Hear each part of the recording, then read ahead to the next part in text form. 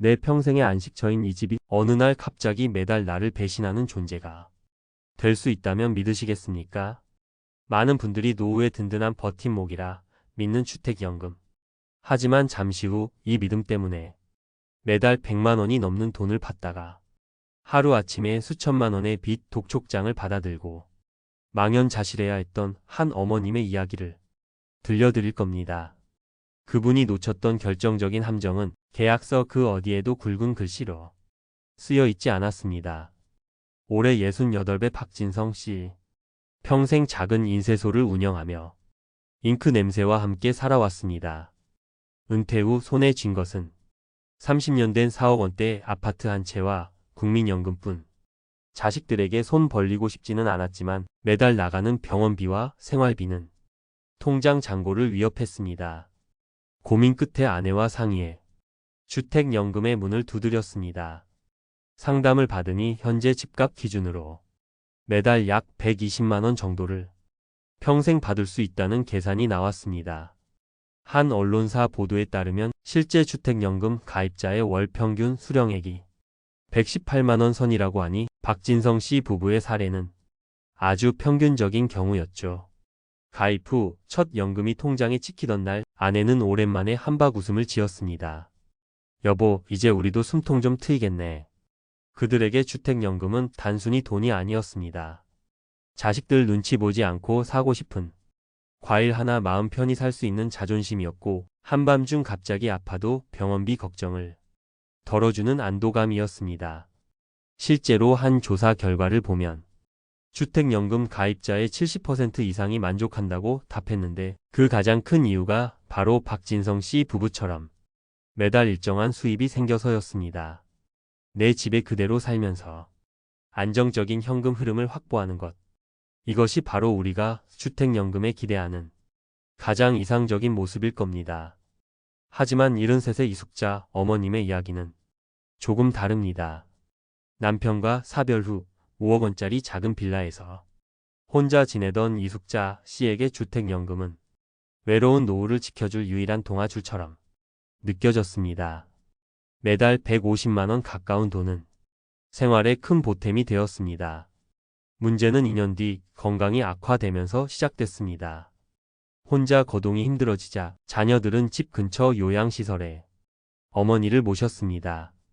시설 입소와 각종 행정 절차를 위해 아들은 어머니의 주민등록 주소지를 요양시설로 잠시 옮겼습니다. 그저 형식적인 절차라고만 생각했습니다. 그로부터 2달 뒤 이숙자 씨는 이상한 점을 발견합니다. 매달 꼬박꼬박 들어오던 연금이 끊긴 겁니다. 불안한 마음에 아들이 주택금융공사에 전화를 걸었고, 이내 청천벽력 같은 소리를 듣게 됩니다. 어머님께서 담보주택에 실거주하지 않아 연금 지급이 중단되었습니다. 그동안 지급된 연금 원금과 이자 총 3,800만 원을 상환하셔야 합니다. 아들의 손에 들린 고지서를 본 이숙자 씨의 손은 사시나무처럼 떨렸습니다. 평생 월급이 될 거라 믿었던 연금이 이제는 갚아야 할 빚이 되어 돌아온 겁니다. 요양원에 잠시 머문 것뿐인데 내 집을 떠난 것도 아닌데 대체 무엇이 잘못된 걸까요? 자, 지금까지 우리는 만족의 이야기와 절망의 이야기를 모두 들었습니다. 이숙자 어머님이 운이 나빴던 걸까요? 절대 아닙니다. 두 분의 운명을 가른 것은 바로 주택연금이라는 제도의 빛 뒤에 숨겨진, 누구도 큰 소리로 알려주지 않는 세 가지 그림자를 알고 있었느냐, 몰랐느냐의 차이였습니다. 첫 번째 그림자는 실거주 의무의 덫입니다. 최근 한 언론에서도 이 문제를 지적한 바 있습니다.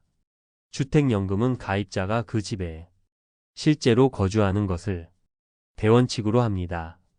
병원 입원이나 요양원 입소처럼 부득이한 사유는 예외로 인정받을 수 있지만 반드시 사전에 공사의 승인을 받아야만 합니다.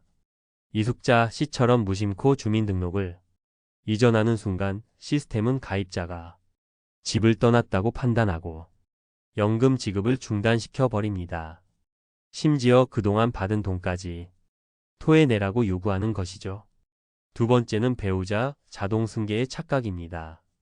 우리는 흔히 부부 중 한 명이 먼저 세상을 떠나도 남은 배우자에게 연금이 100% 그대로 승계된다고 알고 있습니다. 네, 원칙적으로는 맞습니다. 하지만 여기에도 함정이 있습니다. 가입 시 신탁 방식을 선택하고 배우자를 수익자로 명확히 지정해 두지 않으면 자동 승계는 없습니다. 남은 배우자가 집의 소유권을 이전받아 다시 신규 가입 절차를 밟아야 하는데, 이때는 나이와 주택 가격 등 모든 조건이 재산정되어 월 지급액이 이전보다 깎일 수 있습니다. 자동이라는 말만 믿었다가 배우자에게 더 큰 상처를 남길 수 있는 겁니다. 세 번째 그림자는 가장 현실적인 문제입니다. 바로 건강보험료, 피부양자, 탈락이라는 숨겨진 지뢰입니다. 주택연금 자체는 세금을 떼지 않는 소득입니다. 하지만 일부 사례에서 연금을 받기 시작하자 직장 다니는 자녀의 건강보험, 피부양자 자격이 박탈되어 갑자기 매달 수십만 원의 지역가입자 보험료를 내게 되는 경우가 발생했습니다. 현장 기관의 해석 차이로 혼선이 빚어지는 것인데, 월 100만 원 남짓 받으려다 생각지도 못한 건보료 폭탄을 맞을 수 있다는 사실은 가입 전에 반드시 확인해야 할 부분입니다. 그렇다면 이 무서운 함정들을 어떻게 피할 수 있을까요? 어렵지 않습니다.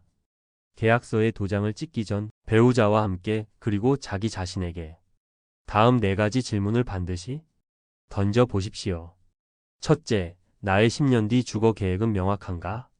지금 건강하다고 앞으로도 이 집에만 살 것이라고 장담할 수 없습니다. 혹시 자녀와 합가할 계획은 없는지, 건강 문제로 요양시설에 들어갈 가능성은 없는지 냉정하게 따져봐야 합니다. 만약 조금이라도 변동 가능성이 있다면 상담 시 그 상황을 구체적으로 이야기하고, 연금 지급에 문제가 없는지 반드시 서면으로 확인받아야 합니다. 둘째, 배우자를 위한 안전장치는 확실한가? 상담 직원에게 이렇게 직접 물어보십시오. 제가 먼저 사망했을 때 제 아내가 단 1원의 손해도 없이, 어떤 추가 절차도 없이 연금을 그대로 받으려면 어떤 방식으로 가입해야 합니까? 그리고 신탁 방식과 배우자, 수익자 지정이라는 단어가 계약서에 명시되어 있는지 두 눈으로 확인해야 합니다. 셋째, 내 건강보험 자격은 안녕한가? 가장 확실한 방법은 주택연금 가입 전에 직접 국민건강보험공단 지사나 고객센터에 전화하는 것입니다. 제가 현재 자녀의 피부양자로 되어 있는데 주택연금에 가입할 경우 자격이 유지됩니까? 라고 문의하고 현재 상황을 설명하면 가장 정확한 답변을 들을 수 있습니다. 월 100만 원의 수입보다 월 20만 원이 지출을 막는 것이 더 중요할 수 있습니다. 마지막 넷째, 나는 집값 상승의 아쉬움을 감당할 수 있는가? 많은 분들이 집값이 오르면 손해라는 생각에 가입을 망설입니다. 맞는 말입니다. 주택연금은 가입 시점의 집값으로 연금액이 고정됩니다. 하지만 관점을 바꿔야 합니다. 주택연금은 투자가 아닙니다. 미래의 불확실한 집값 상승 가능성을 현재의 확실하고 안정적인 평생 월급과 맞바꾸는 일종의 노후 안정보험에 가입하는 것입니다.